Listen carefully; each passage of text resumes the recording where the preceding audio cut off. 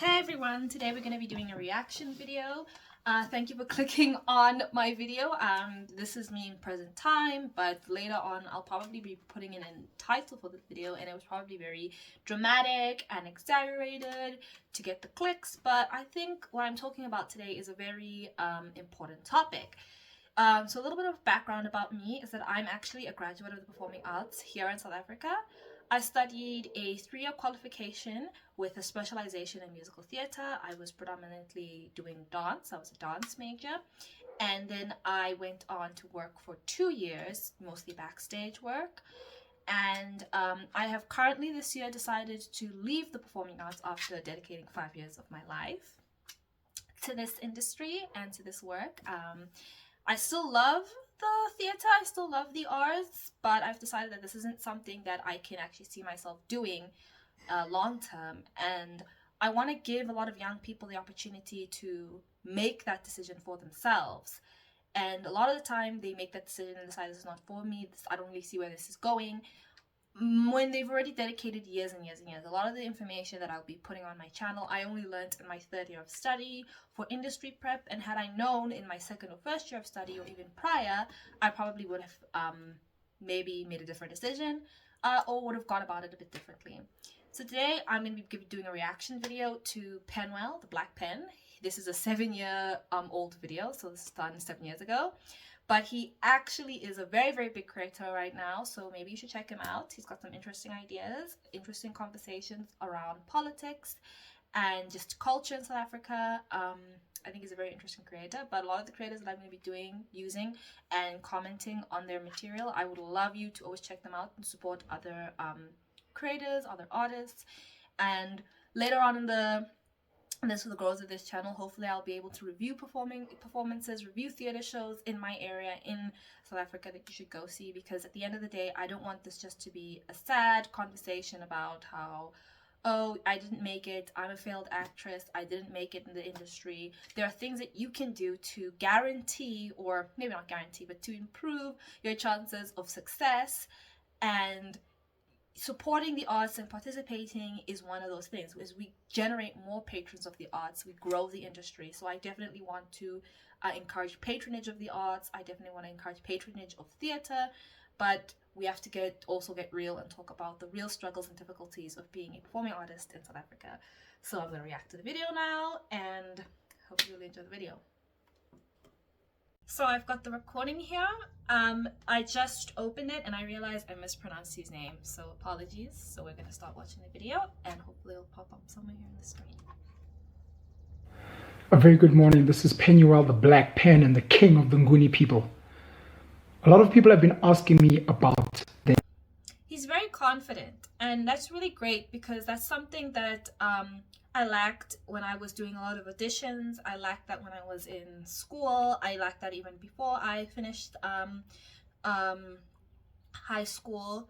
Is that this is an industry where I like to use the phrase that your work is public.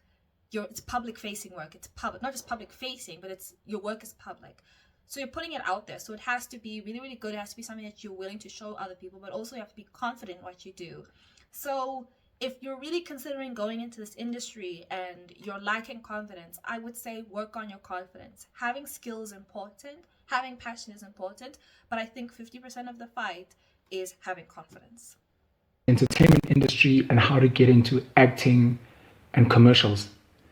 I got to Johannesburg in 2008, and luckily I very quickly found an agency which... That was very long ago for me.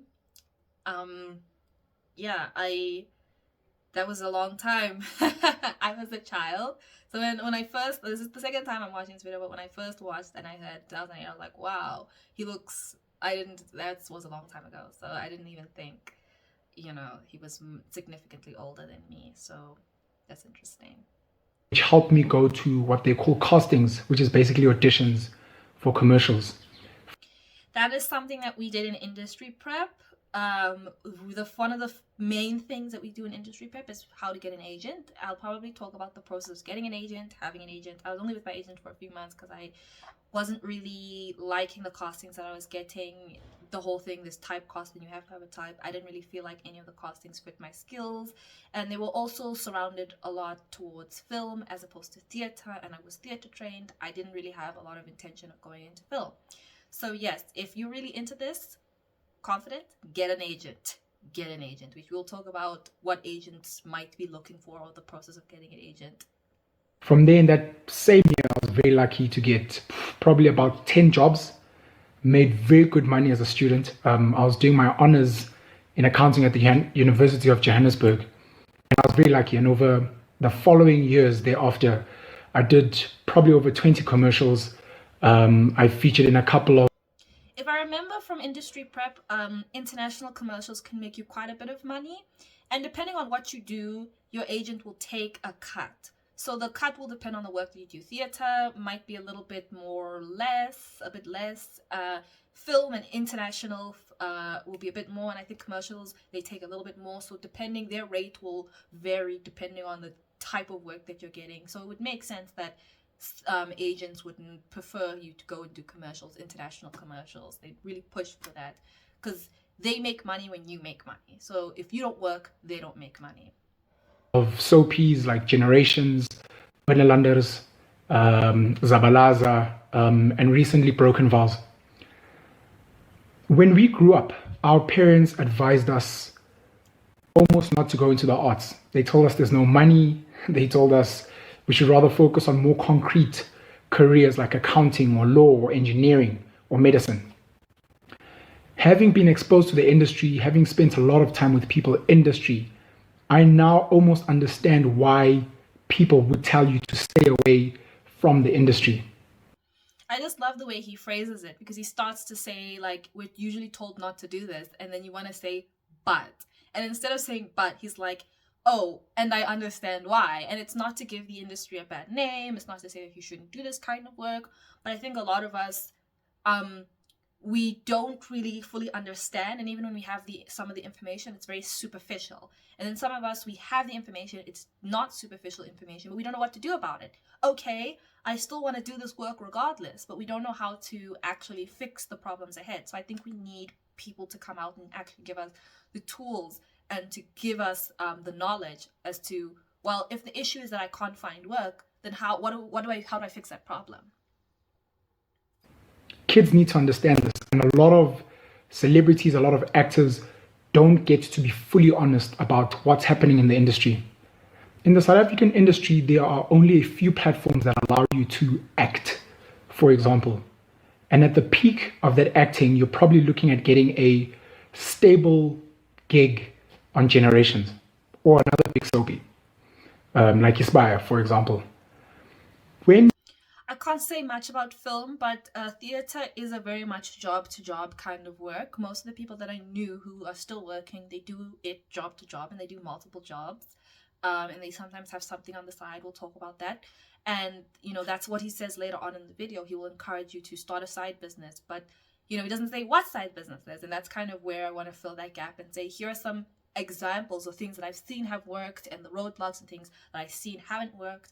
And if you don't want to be in this industry, you can always pivot this direction. Or if you still want to be in the industry but you want to be a professional, this is how you can still be involved. So I think, yeah, everything he's saying so far is really, I agree with, and it's really interesting. Yeah, I'm just gonna watch the video. I'm just reacting to a video. I'm not doing much. When you start out and you have something like a permanent sort of role in one of these soapies, you're looking at about 25,000 rand a month. A lot of people don't know this. They think you're making 100,000, 200,000 rand a month. This is when you have a more permanent role, someone that people regularly see on TV. If any of Yeah, that isn't impressive money for the type of work that they're doing, for the type of reach that their work gets, for the type of money that they're making for the producers. Maybe for a student who's doing this on a somewhat part-time basis, that's a lot of money. But for a full-time career, you have to think about your housing. You've got to think about the agent, how much the agent, I don't know if that is before or after your agent or your fees, your booking fees, your management fees. You have to also think about building a family and long term, and the idea of, can you live on 25,000 long term, raising a child, having a house? what type of lifestyle you want to live in when you continue to progress in this industry, and are you going to supplement it with your partner, or are you going to live alone, or are you going to be the sole breadwinner of the household? So these are questions that we're not really I wasn't exposed to an industry prep. We talk about money, but there's almost like it's spoken as though it's assumed that you are going to be a single individual, but they don't really talk about what about 5, 10, 20 years down the line, what type of money you're going to be making, and will you be able to raise a family? I have seen people who have been able to raise a family. Will you be able to be a breadwinner? I have seen that. Will I be able to get married? Will I own a house? These are things that when you're 18 and making the decision to study, you need to keep in mind the type of lifestyle you want 20, 30 years down the line, because, God forbid, you're not going to die at 28 and you're not going to die at 25. You're not going to have a 5-year career and then die, or a 3-year career and die. You will most likely live to the average age, which is about 50, 60, 70 for some, depending on the area that you live. Your life is much longer than your 20s or your 30s. And those are things that were never really spoken about during the industry prep process. It was almost spoken in a 2, 3, 4, 5-year process, but not in a 20, 30, 40-year process. And I love the statement, we underestimate what we can do in a year, in 10 years, and we overestimate what we can do in a year. You can really build a really interesting, dynamic life for yourself in 10 years, 20 years. But to think that long ahead does require a bit of critical thinking. But this is not to be negative, this is not to negate or to bash anybody. I just realized that for me, long-term thinking in this industry doesn't always match. Yeah. If you remember what happened with Generations and the saga with Mfundi Vundla, people that had been acting for 20 years were complaining that their salaries were capped at 40,000 Rand a month. People that you assumed were multi-millionaires, because some of them act as millionaires. I'm going to repeat that statement. Acting for 20 years were complaining that... What did I say? You're going to be doing this for a very long time. So you need to see is what type of career progression. And this is not necessarily a career where you will get to a senior level and now you're making, really big bucks because I've been working in the company for 15 years. That's not really what it's about. You get paid from role to role. You get paid, yes, about the audience and how do people know you. But just because you've been doing this for 20 years, 30, 40 years, doesn't necessarily mean you're going to be paid more than somebody who's been doing for less time but has a bigger audience. That is kind of the truth. There is no traditional career progression, and some people are okay with that, but doesn't really exist in this industry. Their salaries were capped at 40,000 Rand a month. People that you assumed were multi-millionaires, because some of them act as millionaires in the shows that they're in. Now, when I'm telling you that at the high end you're earning 20, 25,000 Rand a month, on the low end you're looking at people that don't have any acting jobs month after month. People that get called in maybe make 2,000 Rand here, 1,000 Rand there. Some of them maybe shoot an ad and make something from 5,000 Rand to maybe 30,000 Rand once off. It's a very once off sort of gig, gig to gig sort of a thing. And I don't think anybody would have an issue making 30,000 Rand a gig once off if they knew when the next gig was. It's the instability in terms of you don't know when the next job is going to be matched with the fact that it's gigged. I don't know how to say it, but it's from gig to gig, plus the fact that there's not that much work. The gigs are rare, but also it's from gig to gig. But the gigs are rare. So not only is your career not really stable, but whenever you have the next job that we can't predict. Nobody knows when you will get that role. I mean, some people are just really good and they get consistent roles, but when you're starting out, you can't really predict that I will get that role. I'm going to go for that audition, because every audition is a gamble that you will get it or you won't get it. And when you do go for an audition, you have to pay for your own petrol. You have to pay for your own makeup, hair and makeup, your own clothes. It's not like it's like a job interview. You don't get paid to go for a job interview, and all the preparation that you do, the time that you do to prepare, you don't get paid for that. I think going for a job interview in itself is the certain amount of labor involved, and more so in terms of this industry, because you're not just going to the interview and you're just performing. You have to learn the scripts that you need to learn. You have to learn whatever they've given you.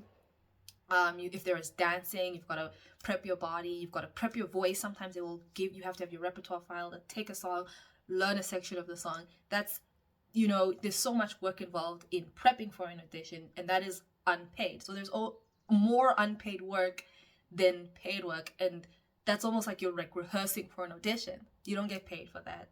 So that plus the fact that you don't know if you're going to get that gig. And that's not to even think about the getting an agent and the headshots. You've got to pay for your own headshots, etc. And then your own lifestyle, your own medical aid, your own, it accumulates. It accumulates. But that's not sustainable.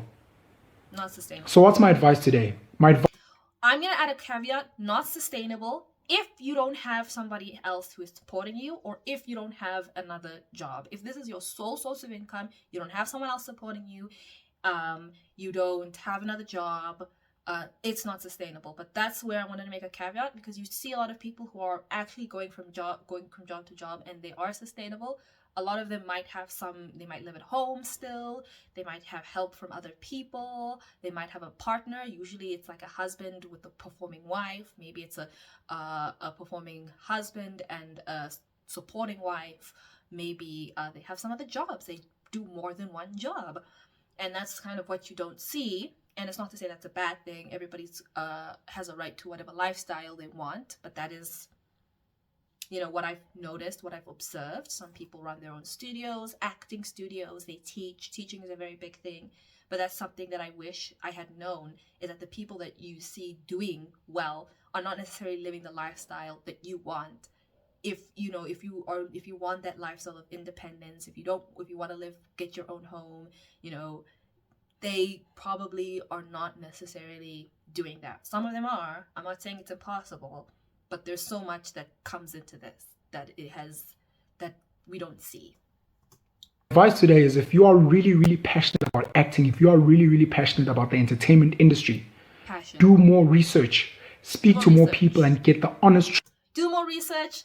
Share this video, like and subscribe, watch his video, like and subscribe it. I feel like we don't talk about the dark side enough. I hate calling it the dark side, but the more we talk about it, the more solutions we can come up with, because this is not the end. I'm going to make more videos. I'm going to talk about what other things you can do to make money and how to go about it. Like I said, teaching is a very big one. I know a lot of the people that I either were taught by or who are my peers, who I studied with, they're in teaching. They're either teaching dance, they're either teaching. So teaching is a very big thing. You might have to get a bit of extra education, but teach. Be willing to work with kids, be willing to work with adults who want to learn how to improve their voice, improve their movement, improve their acting.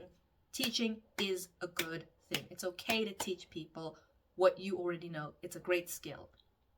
Truth about the money that you can and should make in the industry. Secondly, I urge every artist, every actor, every kid that wants to be a musician to try and build a business on the side.